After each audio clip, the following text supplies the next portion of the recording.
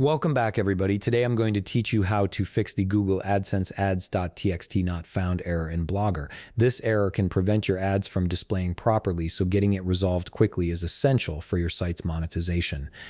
First, open your browser and navigate to adsense.google.com.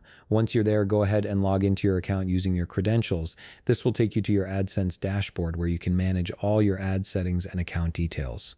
After logging in, look over to the left side of your screen where you'll find the navigation menu. Click on Account. This section contains all your important account settings and information that you'll need for this fix. Within the Account section, you'll see several options. Click on Settings and from there select Account Information. This page displays key details about your AdSense account, including the specific information we need to resolve the ads.txt error. Now locate your publisher ID on this page. It's a unique identifier that links your ads to your account. Copy this publisher ID carefully as we'll need to use it in the next steps. This ID is crucial for verifying your ownership of the ad inventory. With your publisher ID copied, head over to blogger.com in a new tab or window. Make sure you're logged into the Blogger account that's associated with your website where you're experiencing the ads.txt error. Once you're in Blogger, look at the left side panel and click on Settings. This will open up all the configuration options for your blog. Scroll down through the settings until you find the monetization section. This is where Blogger allows you to manage ad-related features. In the monetization section, you'll see an option called Enable Custom Ads.txt. Click the toggle button to turn this feature on.